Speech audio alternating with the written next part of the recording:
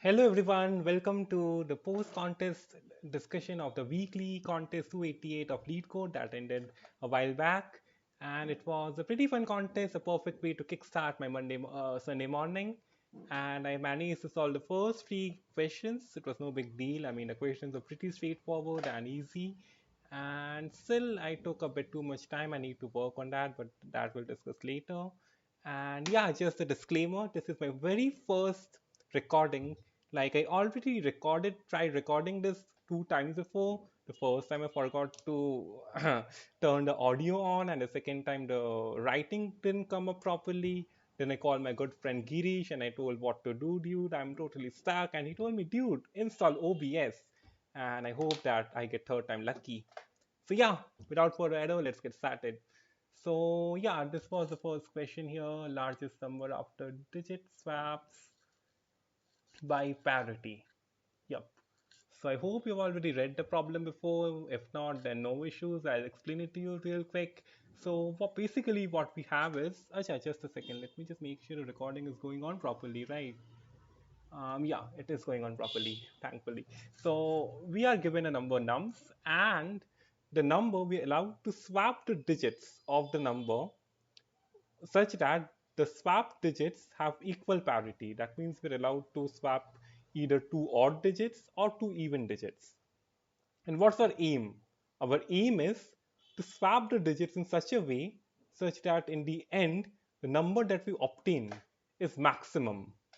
Like, let me explain it to you. Suppose we have, let's take a six-digit number. Say it is 3825569. So let's say this is a given number and we need to maximize it. Now, say we don't have any constraints. We just need to maximize it. Then what do? We all know that it's a decimal number, so we need to have the maximum value as left as possible, right? And because like if we have it in the sixth place, it's going to be in the order of 900,000. So basically we just simply sort it in decreasing order, so we'll get something like 986,532. Right, that makes sense. No, I mean, this is going to be the largest number that we can obtain using these six digits. Make sense? Perfect sense. But now here's the catch. We can't just, you know, sort the digits. Rather, we need to, oops, what's this? Um, yeah, let's delete everything. Yeah.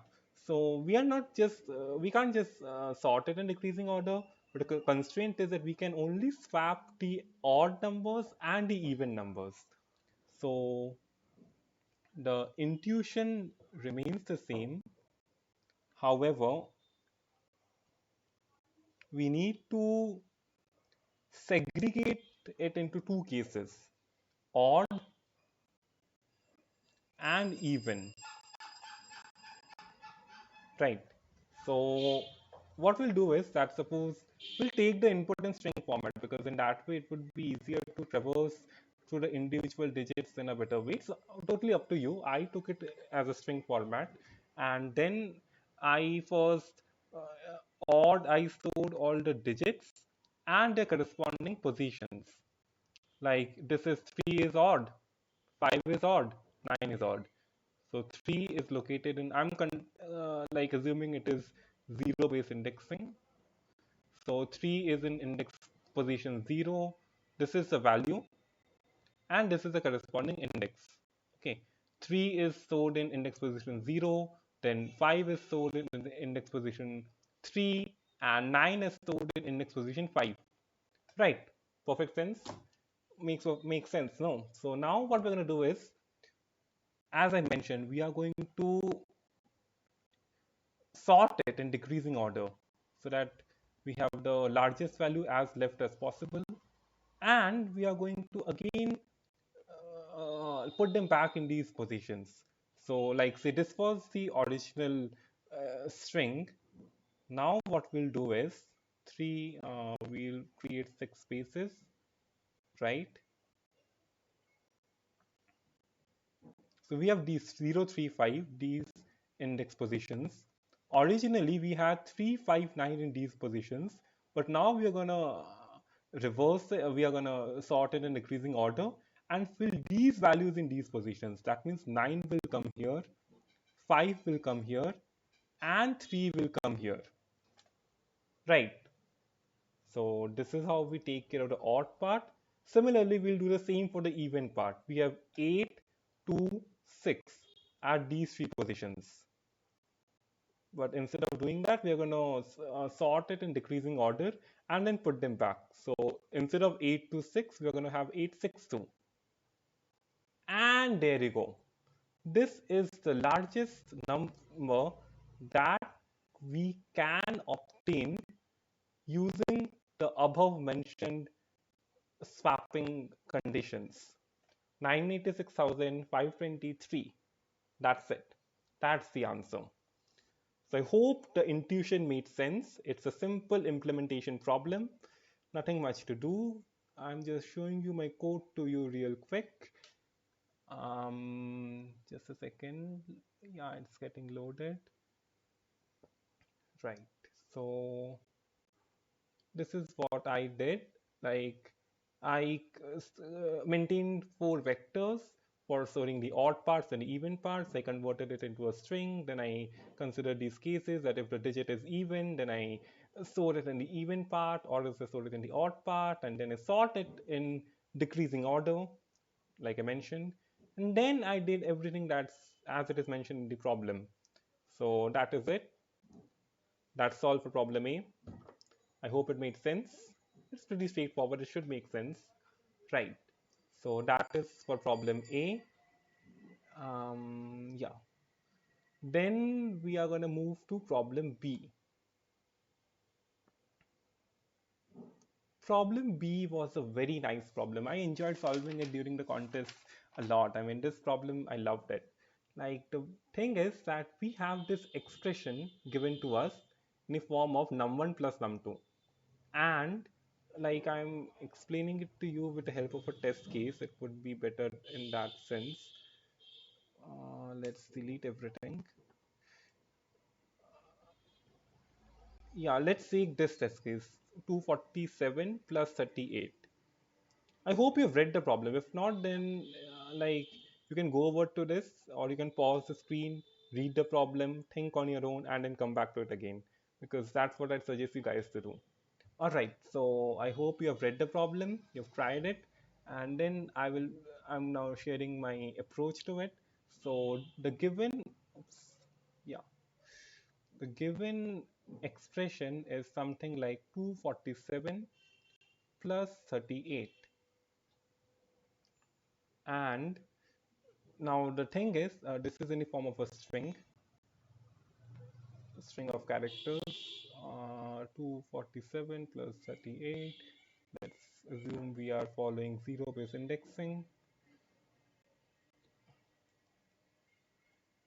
Okay, yeah. So now the thing is that we need to put a left parenthesis and a right parenthesis in such a way such that the condition left parenthesis can be put on the left side of plus, and right parenthesis can be put in the right side of plus. So we need to put these two parentheses in any two positions such that after putting the parenthesis, the value is as minimum as possible. Like, let me just show it to you how exactly this works. Say suppose I have this and I put the left parenthesis right in front of 4 and the right parenthesis right after 3. So this is one of the ways we can do it. If I compute it, it's going to be 2 into 50 into 8. 8 to the 16, 16 5 so 800. This is coming out to be 800, right? And or what we can do is that instead of putting the left parenthesis before 4, we can put it before 7 also, right? And instead of putting the right parenthesis after 3, we can put it after 8 also. We are putting it like this.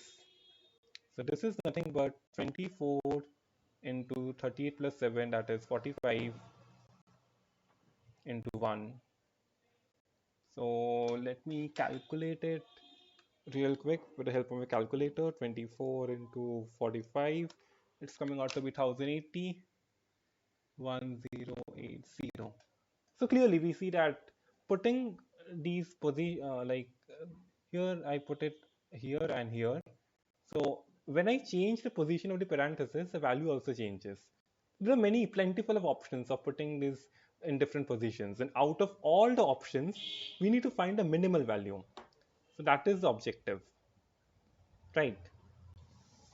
So what we will do, you can think that okay, we can make some greedy observations, we can maybe optimize it in this way or that way or some other way, God knows, but we don't need to do any of it.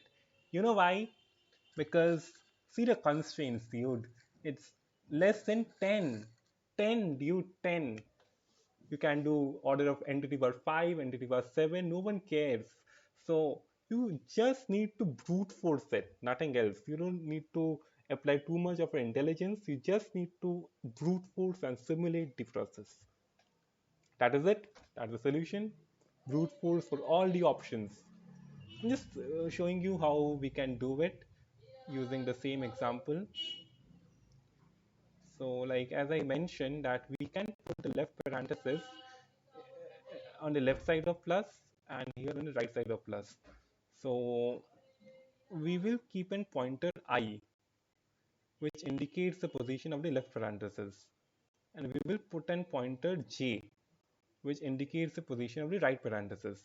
Suppose at this moment I have my I pointer here, not here, like let me take a better example so that this thing makes more sense. Let's say the I pointer is here and the j pointer is here. So this implies that in this particular condition, our this thing looks something like this, right? And now what I'm going to do is I'm going to consider this as my left part, this as my middle part, and this as my right part. Left part, the range is from 0 to I minus 1 because I is not inclusive here. Middle part is from I 47 to 4 to 3.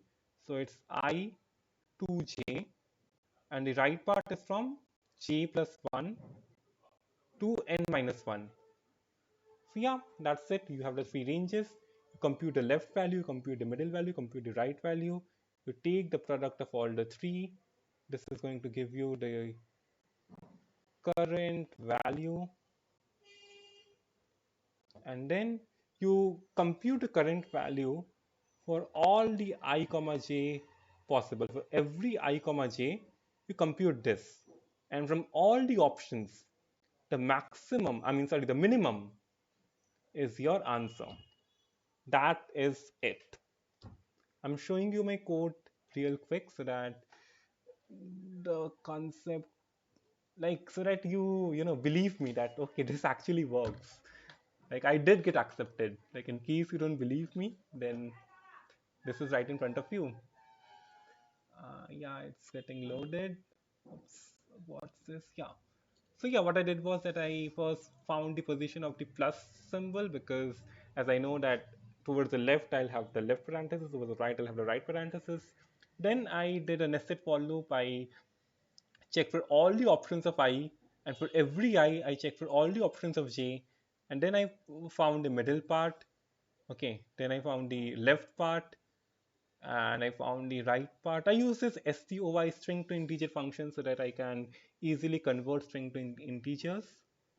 And then I found out the current value, that after I do left into middle into right, this turns out to be my current value. And in case the current value is less than the minimum value that we've calculated so far, then we are going to update the solution. That is, we are going to insert a left parenthesis at the ith position and the right parenthesis at the jth position. So our solution gets updated. And finally, after checking for all the values of I comma j, we are going to return our solution. So yeah, That's pretty much it. Hope it was clear. If not, you can put it in the comments. I'll surely check it out. So yeah, that's it. Problem 2 is done. Now we're going to look at problem 3. Problem C, which is maximum product after k increments. I tell you what, this is the easiest problem of all the three. I mean, trust me, like I'll tell you and you will laugh. This is the easiest of all. I don't know who said this order of questions. This should have been problem A in my opinion. Haha. So yeah, I'm telling you the intuition, and I'll make you laugh. I'm pretty sure about it because it's so easy, dude. Uh, yeah, let's clear all of this. Yeah, delete, get out. Yeah. So you are given an array nums and an integer k. K is basically the number of operations that will. Just a second. Let me check whether this is getting recorded or not. It is getting recorded. Fine, thankfully. So we have k moves. In every move, we can select a number, increment it by 1, right? And after performing at most k operations, that means either k or less than k, we need to find a maximum product. And yeah, since you have a lot of numbers, so the product can be very large. And because of that, we're going to do it modulo 10 to the power 9 plus 7 so that it doesn't overflow. Right, makes sense, makes sense. So before we get started, you guys tell me one thing. Suppose I have an array consisting of only two numbers, okay? Oops, yeah. Just you tell me one thing. We have this, suppose it has 3 and 7. Now tell me, and you have k equal to 1. So will you increment 3 or will you increment 7? Like currently my product is 21. Okay, now I've got two choices here. Either I choose this one and increment this by 1 to 4, or I increment 7 to 8. So let's see what happens. When I increment 3 by 3 to 4, this is going to be my 4 into 7. When I increment 7 to 8, this is going to be 3 into 8. So which choice do you think is better? Doing this or doing this? Obviously, incrementing the smaller value. This becomes 28, this becomes 24. So incrementing the smaller value leads to greater result. If you are not convinced yet, then I can even prove it mathematically. Like, assume without loss of generality, let's assume that x is less than y. So we have two choices. Either we do x plus 1 times y, or we do x into y plus 1. So we need to determine which is bigger. So this is going to be xy plus y, and this is going to be xy plus x, right? Which is better? Since x is less than y, so xy plus y is greater than xy plus a.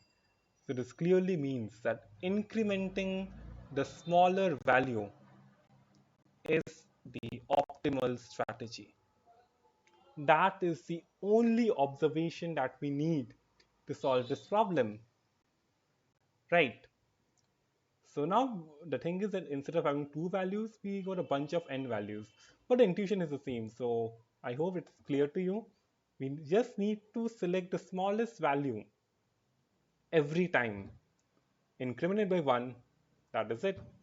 Like, say we have, and yeah, just tell me, if we have to keep choosing the smallest value every time, which data structure do you suggest me to use? Pause the video, close your eyes, think. Shall we use a queue? Shall we use a stack? Shall we use a set, a map? What data structure allows us to choose the minimum value at every step optimally? My friend, the answer is priority queue, min heap. I'm showing you how. Let's consider this example. 6332, and we are allowed to perform two operations. So what I'm going to do is I'm going to maintain a min heap. Okay, min heap, I'm going to push all the elements here. Since we'll in the top we'll have two. Okay, this is the initial structure of the min heap. Oops, I'm so sorry. Yeah. So initially in the first operation, when what we're gonna do is, okay, we don't actually need this. Yeah. Okay. So what we're gonna do is we will choose the smallest element, pop it out. Okay. Then we're gonna increment it to 3, and we're gonna put it right back. So this will get removed. Then this 3 will get added here, and then again the minimum value gets into the top of the array. This is after first operation. So after first operation, earlier 2 was here, we remove it, we increment it by 1, and we again push it back. Second operation, we choose the minimum element, take it out. Okay, so we take this 3 out, then we increment it, we get 4, and then we put it right back. So after putting it right back, we get 4 here. And then the main heap, it automatically uh, adjusts its value and 3 gets on top. So after performing two operations, this is the final state of the main heap. And now we are going to find the product of the elements that are there. We have 3 into 3 into 6 into 4. That is 9 times 24. 9 4s are 36. 216. Yeah. This is the maximum product that we can obtain. Right. 216. So yeah, that's pretty much it. Let me just show you the code real quick. Yeah, it's getting loaded. Yeah, I got a runtime error because initially I use int as my data type, but then it led to overflow. Then I quickly changed it to long and it got accepted. So silly mistake. I hope I don't make it again. I don't know. I might. I keep making silly mistakes. Yeah. So I took a min heap, I pushed all the elements in the min heap, then I performed key operations. At each operation, I took the smallest element, incremented it by 1, then pushed it back into the min heap. And after performing key operations, I took the product of all the elements, and yeah, that's my answer. Bingo. Now the thing is that we need to do modular arithmetic here so that it doesn't lead to overflow. I'm just showing it to you real quick that there is this property x into y modulo mod. Now suppose this is in the order of 10 to the power 7, and even this is in the order of 10 to the power 5. If we compute this directly, it's going to be order 10 to the power 12, which is going to overflow, right?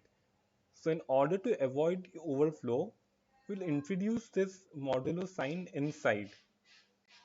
Yeah, the battery is a bit down. So into